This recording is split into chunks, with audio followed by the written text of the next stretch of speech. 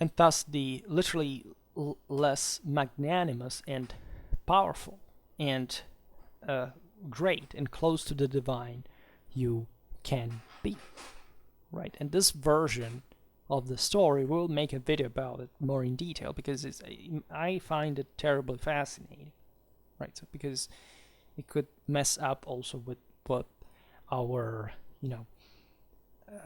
paleoanthropological understanding really is. Not that I have any specific concern and that I'm an expert, or I will come to debunk any of those fields, but let's say the awareness of the fact, as it mostly happens in those fields that I can tell us in perspective scientifically as a historian, are resting on an incredibly low amount of evidence. And by far, that you think that we actually know things, but even in history, don't think that we actually know them, right? And knowing history is knowing why we don't, fundamentally. And so those environments are also, from a methodological point of view, vicious. Like there are disgusting interests behind that, which is something that I usually don't say as a general. To me, profiting is perfectly fine, because it does fit with the traditional idea that those who are able to, in fact, to dominate others should do it, because it's the others who let themselves dominate and don't fight back. But they are to the point of twisting the scientific evidence.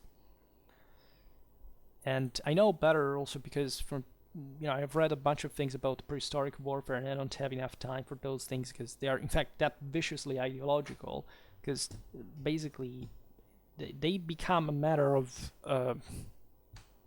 principle at some point when you don't have the evidence, right? So they're much less so you can grow somewhat much less in a way from sclerotizing your position in that field, whereas history shows you in that sense that kind of comprehensive view of reality that is needed to dominate it in order to elevate your spirit.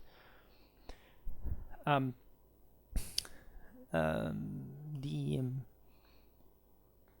man, in fact, instead seemed to prefer wandering, similarly to the one who pursues his own shadow. Right? You have yourself, but you still look at, the shadow of it. Eternally thirsty and eternally disappointed, running after bullshit. That's what most of our subculture fundamentally has become, and constantly creating and devouring forms that, as Plotinus said, quote, are and are not, because they do derive again from realities, just in fact like in Plato's cave, but they're just a shadow of that reality. We just barely perceive in her magnificence. Thus, the solidity of things. I'm stressing the physical dimension. The Apollonian limit, as we have decided to twist it conceptually, is ambiguous. It fails and recurs to a subsequent point. The consistency that it seemed to guarantee, and with which it flattered desire and need. Not acknowledgement, not will. Hence, beyond that of space, the category of time, the law of a becoming of forms that arise and dissolve indefinitely, so that for a single moment of arrest, for a single instant in which he did not act, did not speak, did not desire, man would feel everything collapse. It's the aforementioned destruction. Just imagine you had no internet from tomorrow. I think the world would go crazy on the spot, because it's a massive mean of distraction from our existential limits. And it's dumbing us down severely. Again, not because of the internet. I don't have any problem with it specifically. I don't have a problem with technology. I have a problem with people. with human weakness that turn this fantastic mean that we have achieved into an end instead than for the mean that it is.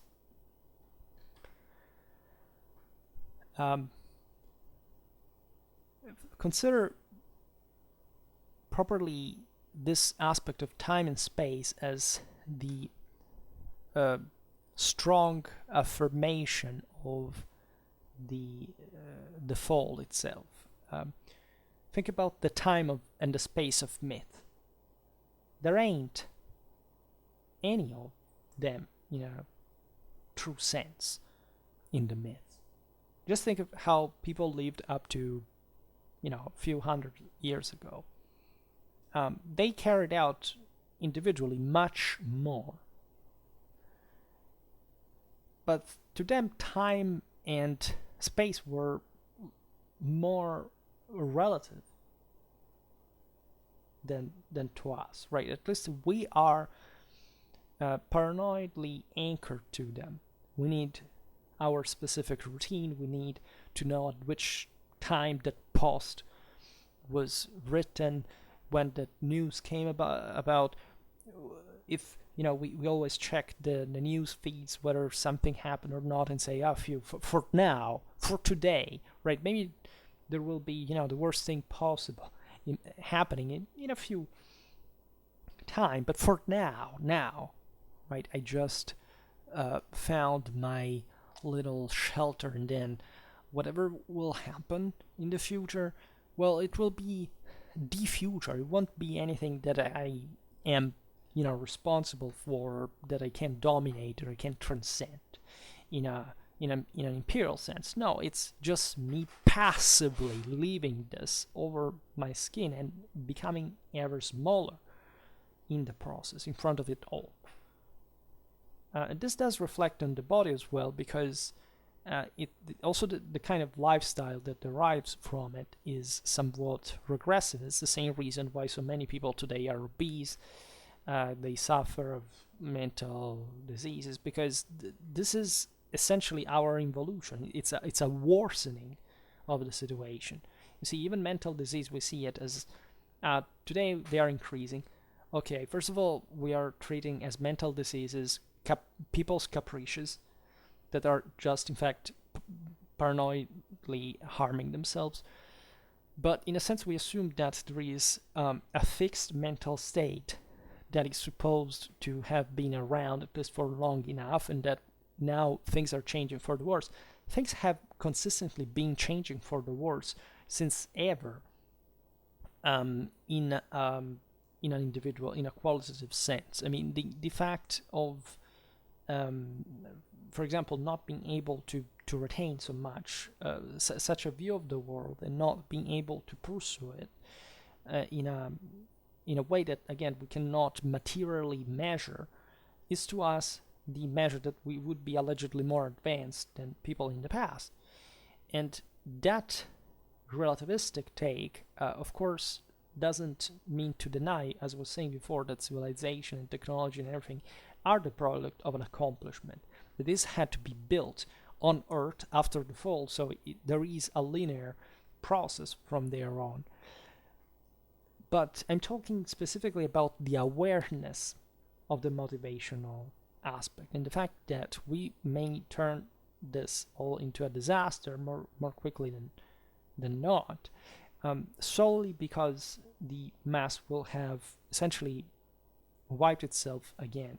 After all, this would have happened in the deluge, in the universal flood, which there are theories about that, what it is, because objectively it like something likely happened. It's basically the only thing in common that all the at least in an historical memory that all cultures had at some point.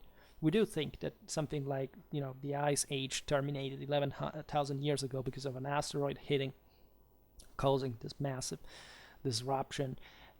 It's a likelihood. We don't know what it was before like. There's a lot of debate about this. I don't buy what most ideologism and is done about it, especially in denying, actually taking a chthonic, a Dionysian interpretation of the story rather than the Apollonian one. But this is not the video in which to discuss. In any case,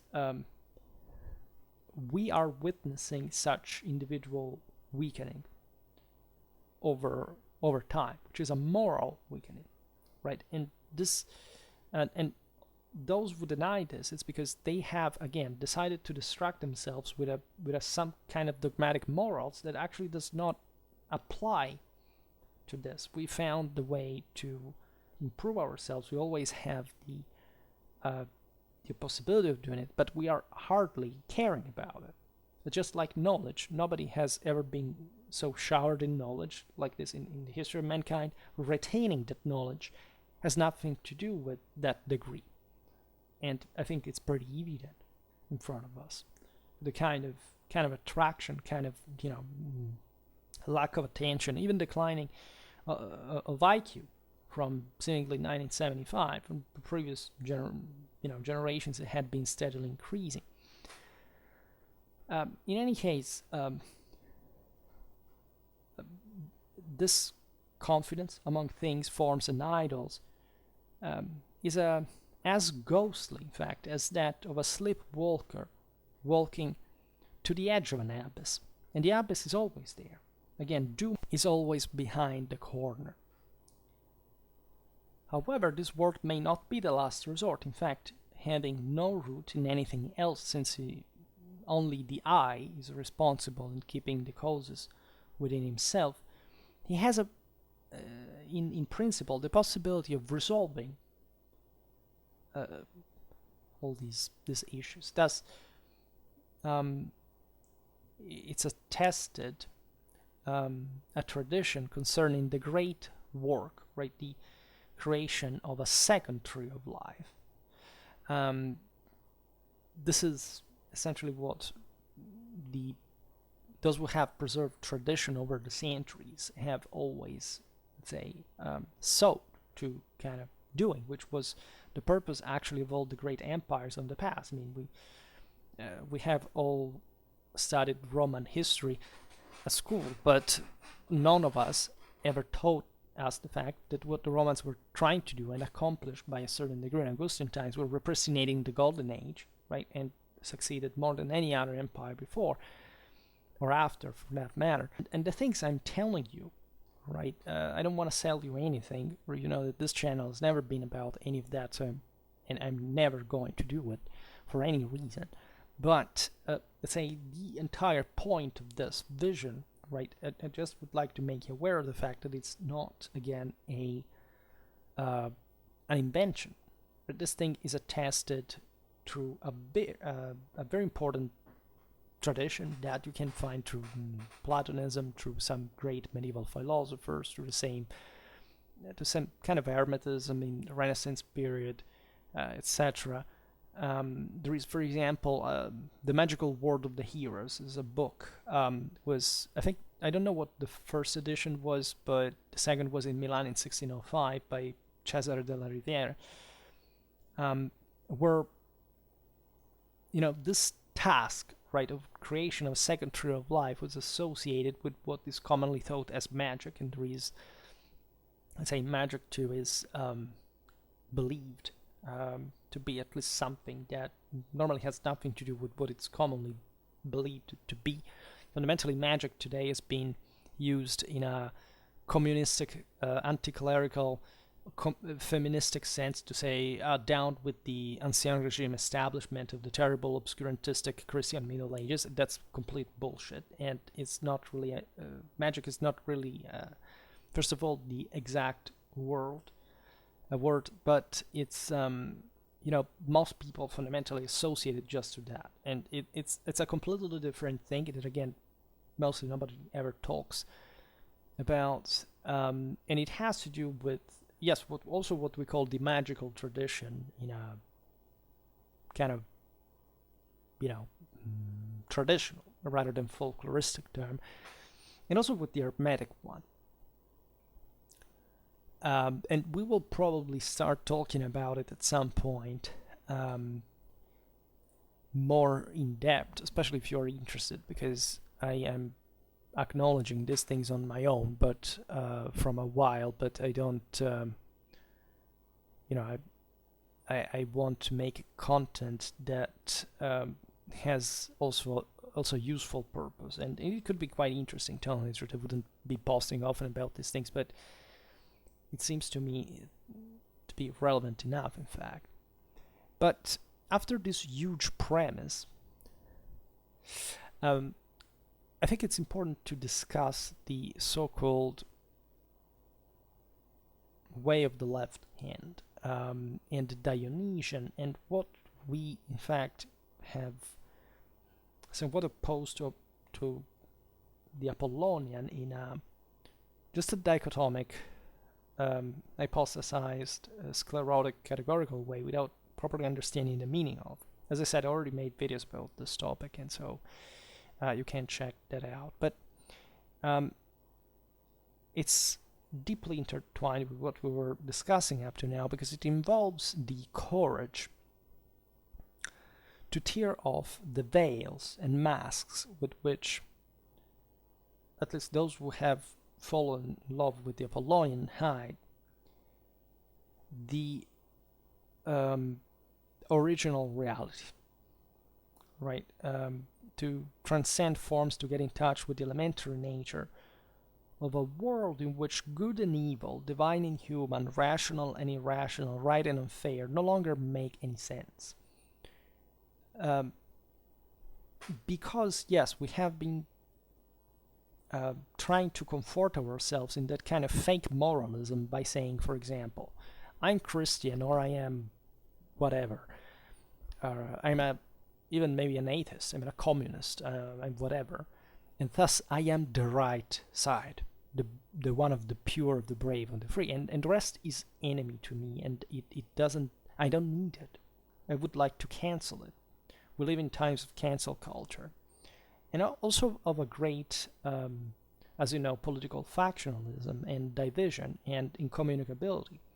The internet, in that kind of visual destructive sense, seems to have literally divided the communities, for which it's been showed by some studies that what we do on the internet is mostly all within our own political niche, and we don't expose ourselves to the one of the others. That is to say, right-wingers and left-wingers only talk to themselves, not to each other.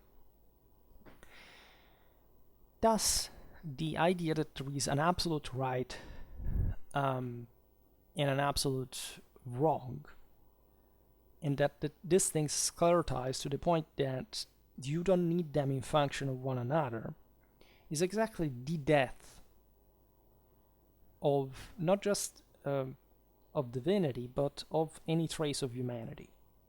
Because this is the point in history in which we have arrived. I mean, the death of divinity has been, it's been wounded in that absolute perfection with the fall, by the fall itself. Now we are in the moment in which, of course, the death of any form of divinity will leave us just with pure materiality, and therefore to death, because we cannot live without that element.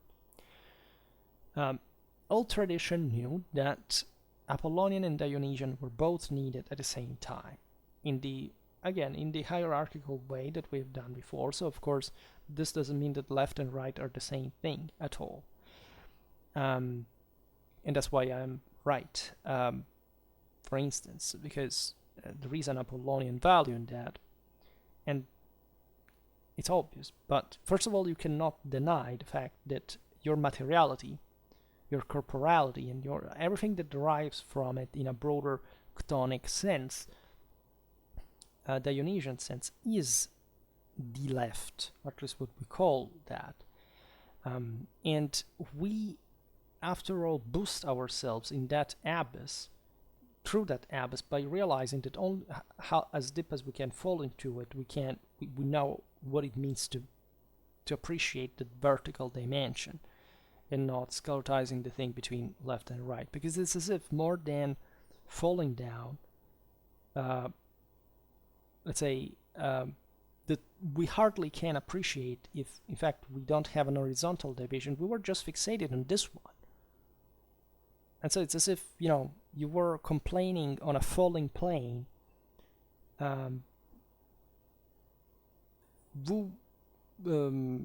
would have to drive while you're falling down and downwards.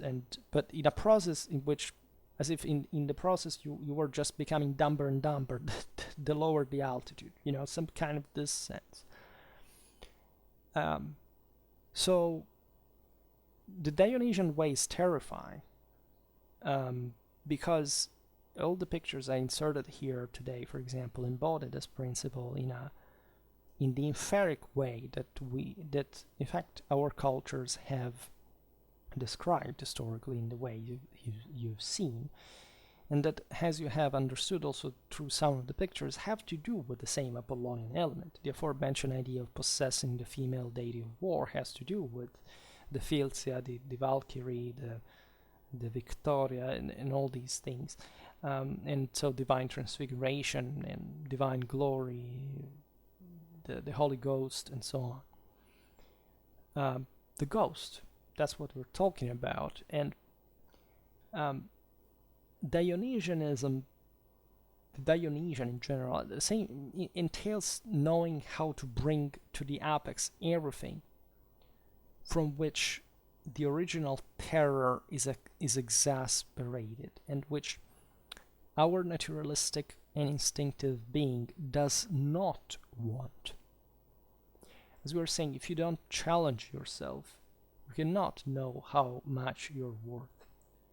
To break the limit and dig deeper and deeper, feeding the sensation of dizzying abyss, and to consist to keep oneself in the transition by which others would be broken.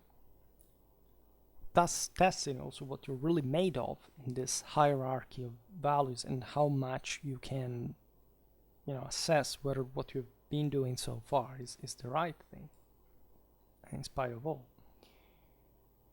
Hence the possibility of establishing a connection also with the historical Dionysian. However, it is not so simple, because Dionysianism is not of just one type, right? We will make another video about this to explain it better. But just to make an example one, the mystical and Orphic one, which is much more superstitiously salvific in a way, is the one that fundamentally is scared also by the underworld, by this idea that somehow what is lost forever, and that there is no power of yours to get it back, right? Another Dionysian is the Thracian one, which had some wild, orgiastic, and destructive aspects. This was, let's say, closer also to the Scythian one, and to the one, in fact, that used the shamanic trance that we have seen in many instances, especially, this shamanic trances that were used to achieve a status that is a bit one of the berserkers of the Ulfednars and so on, that were the initiatory phase of, instead of a climbing, a sort of career, right, within the comitatus. True war was the ultimate test, telling the truth. So passing from a wolf, from a bear, from an animal-like, and into the transfiguration to the leader, to the wise, to the hero, to the one that fights on horseback. So in this passage from the lower ranks to the top ones, and that would achieve transfiguration also, they would, in a, let's say, also in a manifested earthly way, given that these bands were aimed at essentially creating also new tribes, genetically new dominions, and so on. But we have seen this abundantly. We will keep talking about them, of course, because this aspect is deeply intertwined. It's the same reason why, say, the Aesir, for example, are frightened by the age of the wolf, but let's say Odin still controls the wolf, the crowd. They are all chthonic elements because they obey the superior Apollonian principle that he embodies, right? Because those are inferior to him, but they are in this sense subject to him, according to the universal order that must exist. So there is a Dionysian that fundamentally just weakens you by essentially taking away from you the best. There is another one is that stimulates at least the possibility of the same best to react to it in a way. So there are two different attitudes and approaches that again we will discuss perhaps better in detail in another video. But let's say if Dionysus reveals himself in moments of crisis, and especially the collapse of the law, right? That's why the Romans, for example, banned the Bacchanalia, as you know. But there is even a lack of properly of rule. Right? There is this dimension in which the individual is left alone by those, as we've seen, distractions. Like it's separated from these distractions that give you a fake sense of order in an apostatized Apollonian. So the Dionysian, in this sense, in a transgressive way, eliminates the law, eliminates the guilt as well. Think about the orgies and so on. And it can't fall within this existential field, right? When the Apollonian veil is torn and placed in front of the primordial force, right? Where man plays the game of his perdition or of his becoming superior to life and death. In other words, the Dionysian brings you back in a world without center, that is the same one in which you were vertiginously posed when you realized that you had the power over your own life or your own death, because it confronts you with the necessity of having enough strength to be or not to be. And it's as if it replicated the trauma of the foe to give you back the possibility of restoring the order, naturally by action of the Apollonian at that point. As you understand, it is also a deeply psychoanalytical problem. It's this is Jung as well, but it's obvious that it has some counter, let's say, indications, because as you understand, this way is terrifying. It's not like just, okay, transgress destroys. It hurts you, it makes you lose something, it vulnerates you. So it's hardly anything that you can easily get. Here, the first rule is that you cannot get anything without sacrifice, right? And there is a specific order in the process in which this has to happen. Otherwise, you're done for. The Dionysian can kill you forever in the worst way if you fail. So that's that dangerous. In fact, it's interesting that the German term, for example, for crime includes the meaning of a break, right? Verbrechen, right? So it's something that is properly there is something that is broken in a separatory way, properly, and it is of course the law that we are bound to avoid. In fact, these events to occur, because the Dionysian cannot rule.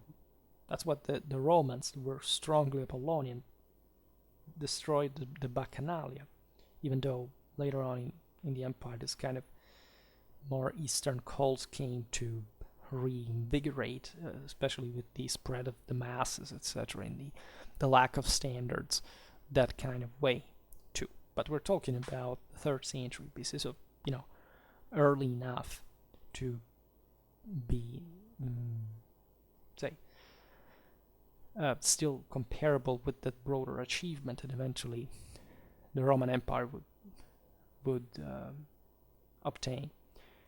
Now, so speaking of the Dionysian, an act can continue to be called, let's say, guilty when it is an act of which one acts properly, so that you do yourself to be very risky. One can't continue to call it guilty as an act of which one instead is afraid, and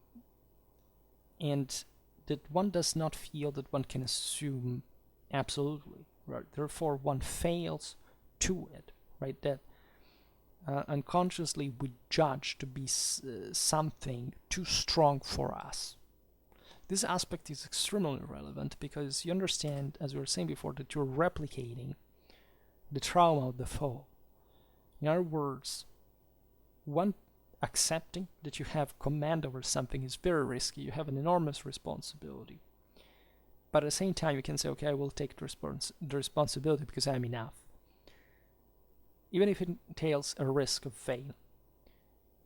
The other is, being scared of properly taking action because you think that you're not enough for that. And that is the worst.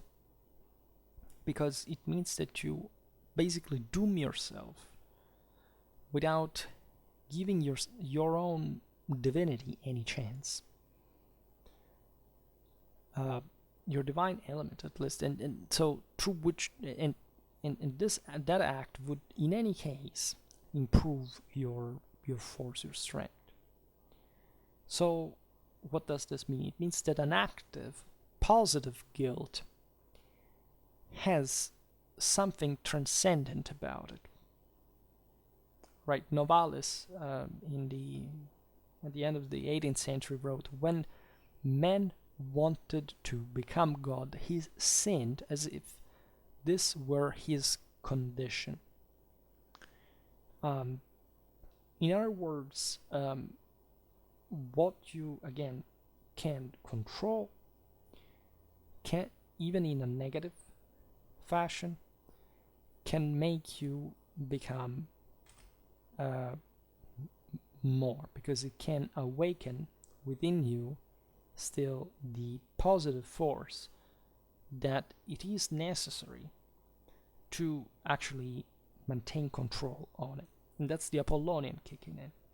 For example, in the Mitraic mysteries, they are very Apollonian, as you know, and bear in mind that Mithras is born out of a stone. So it's as if in the story he was the person without, he was not even a person, right? He had no chance. And instead he turns to eventually parallel the sun, and even in identifying with him, so the absolute, so with God, right? So this tells you that everybody can transfigure, even with a minimum or even theory. Well, here it is, it's just hyperbolically absent degree of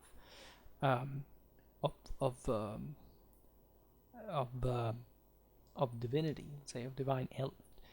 Well, in the Mitraic mysteries, there was, famously enough, the ability to kill or to watch impassively a killing, right? Even if it was simulated eventually in the rites, which was considered as an initiatory test.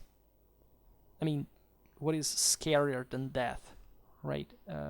Both killing someone or seeing someone being killed. That's powerful, right? Well, in the Mitraic rites, this was also naturally a sacrifice. There was, also a deeper meaning into it. And don't think that these things were not done at some point, because there is not just the civilized Mithraism, there is also the brutal one carried out in places where killing people just for the sake of it was not really. But don't think, among Rome or the Germans, the same things happen. It's just, we're talking about also much more ancient times, and human sacrifices were much more common than we think, even in, very well-known, say, cultures that we feel close. because this elevated the spirit, is considered as initiatory rite. For example, the Romans built the temple of Jupiter by beheading every day a slave there, because this meant, let's say, that they were not scared, of course, of normally killing. And the entire point, for example, the sacrifice of Isaac, and there are many other examples. Recently, we made one about Marius too. I mean, the idea even of that were asked and sometimes were to be performed, like about Agamemnon's daughter that is immolated before the war and so on, to make the Mycenaean Achaean fleet leave for Troy. Like that was to be like, if you don't know how to do that, you cannot master the world. If you're not able to sacrifice for God the thing that you care about the most, you cannot get there. You cannot transcend. This is how viciously brutal it was, and you understand there is a deep chthonic element to this all, because it's actually the denial of life. Right? It's not an Apollonian recognition of power by somebody that just bows to you and obeys and make things work. You are killing, and you're killing even some of the freemen of your family. It's something terrifying. Well, the concept is that the greatest could not be attained but through this. So certain aspects of the sacrificial rites could be related to the same context when the victim was identified with the same divinity. Because, like in Mithras, you have to crush and defeat the sun to become the sun. And yet the sacrificer had overthrown him, in fact, that they magically converged in that. And so you see there the Apollonian and the Dionysian, life and death, winner and defeated, vanquisher and enslaved. The struggle between good and evil, between existence and non-existence, is repeating the same trauma of the fall for not having been able to handle your power over existence and non-existence. So this conversion freed the performant and made him pass to the absolute, right? The transcendence in the tragicity of sacrifice and guilt, superior even to the curse and catastrophe in him, but also in the community that in him magically converges. So this is crucial. This is an imperial ideal, right? It cannot be performed like in a let's say in a simple individualistic way, right? You can elevate yourself through such things in theory, but the point is that this should have a broader purpose that must be recognized and have an effect on reality. Otherwise, you're just a psychopathic serial killer,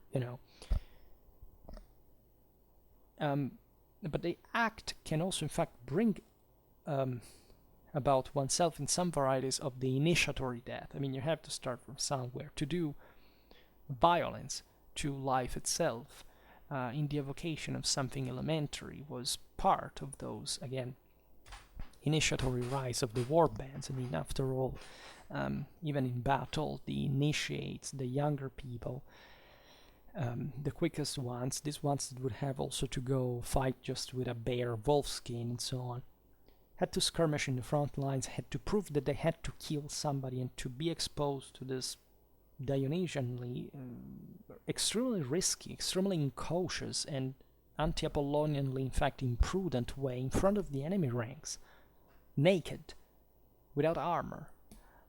So just to show that you were able to handle that pressure.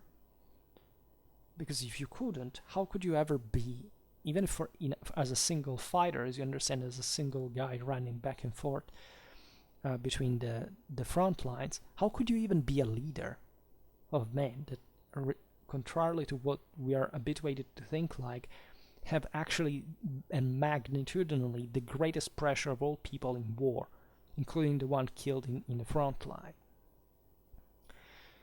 Thus, the way that in some forms, for example, of tantric yoga opens up to Kundalini is called that in which, quote, the fire of death blazes, right? You are really risking your life there, and death does not forgive, right? Once you fail the whole thing. There is no coming back, right? Either you are enough, either you pass this test, or you're done for, right? That's why, for example, the Germanic youth was trained in their villages by having them running naked in front of the chieftains and the other nobility's eyes in a among forest of spears, and lots of these guys would end up transpassed and dying on the spot, and those were simply those that didn't, were evidently not good enough, and they could be, sacrificed, because that also had a deterrent value for the others and for having a better community, a stronger warriorhood. Even in the Zippet, this was not necessarily a comitatus thing, right? Consider that. Here, as you understand, the tragic act of the sacrificer is internalized and becomes the practice with which the same organic life at its root is deprived of all support. So it's tested for what literally is, and it's suspended and dragged beyond itself along what was called, in fact, in Latin as the via regia, so the way of kings, that, as you know, in the Roman paganism, as in the broader Indo-European one, were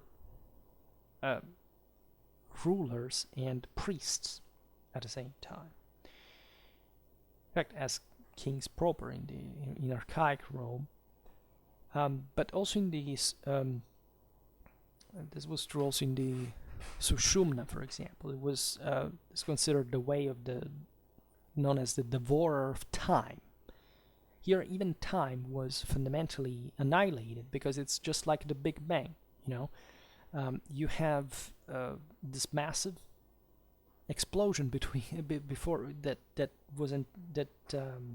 fall entailed, the bending of the universe, the breaking of the essences entailed, and time, we have the theory scientifically mainstream, was created at that point. So the entire point, it's a perfectly scientific point, as you understand, because the entire point of this all is coming back to that point in time by managing to reunite all the universal force in the same moment when you can essentially manage to avoid the collapse of that perfection of the absolute, right, of this extreme unit concentrated. So, as you understand, if you really conceptualize the point, you realize that even our scientific understanding is perfectly congruent with all of this, and that this stuff would be, just considered, fanatism. What about this being all true? Nobody can answer that question until they carry that out, right? But doesn't mean that it may not be the case. As a matter of fact, as instead we have been told to think like if something is not empirically verified, does not only we don't believe in it, but it does not exist even. And that's a crime, in my opinion. So it's known that historically the Dionysian has been associated with frantic, destructive, and orgiastic forms of unleashing, right? As in the classic type of the Bacchant. Of course, Dionysus is Bacchus, as you know. The Maenad and the Corybant. But it is difficult to divide what can refer to the experiences mentioned above, as you understand, from phenomena of actual possession, of encroachment, especially when it is not a question of institutionalized forms limited to a tradition, that is to say, something that we simply abide by, but without having founded them ourselves. In other words, in this case, you cannot have a control on it again if you don't have the Apollonian as well. And Apollonian and Dionysian are, as we've seen, the actual perfection, and so the only one that can provide us with a perfect order, a divine order, an absolute order, a true order. So, as the true warrior is an Apollonian, he can be so only having passed through the Dionysian and knowing how to tame it all the time, because there is not a stage in which, even in victory, the warrior is not perturbed by the Dionysian. He can transfigure divinely only if he evokes the Dionysian in battle. He sees death and he manages to defeat it. This is the entire point. So as great as your soul is, and the greater the force has to be, for better and for worse, for you to handle.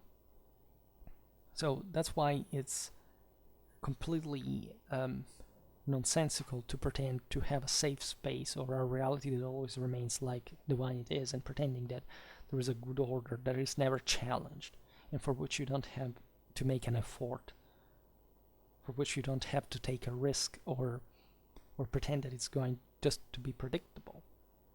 That means by itself that you refused immediately to be truly moral and scientific at the same time, and you don't know fundamentally how to handle reality. We must remember always that here we are, however, always on the line of death, right, which runs along the abyss. That is properly the Dionysian way, that, as we've seen, substantiates itself also with actual human sacrifice. And going on, it is said in some texts, in fact, resembling going on the edge of the sword. So, in conclusion, the prerequisite, both in the field of an a-providential vision of life, that is to say, something that is not really decided by an external force that you magically hope for and help, but that you go back to by participating it, maybe through the same model example, and that's what sacrality and religion is meant to be, right? Vision of life, and also the same prerequisite of these behaviors is the knowledge of the mystery of the transformation of poison into a drug, which constitutes the highest form of alchemy. That is to say, to growing so much accustomed to risk, to pain, to suffering, to be able to master it constantly, and to grow stronger and stronger, to have ever more antibodies against that, taking so many hits that you develop the greatest armor and are able to go through anything. And I think that this is pretty relatable. I mean, everybody who has gone through something very harsh in life knows how much positive force, if they survived from it, this can confer you. And what a push, what a properly you can feel the friction of you, and that's the pain and the how much it hurts. True reality for what it is, and the expansion of your view and the power that derives from your newly acquired knowledge. And this cannot be done by not running, in fact, on the edge of the sword. And so the way of the left hand and Dionysian in this regard are the key to develop your Apollonian. And vice versa in many ways, because the Apollonian brings you far away, where you have to continue fighting and struggling and literally doing your best until the entire world is taking over. So for today we stop it here.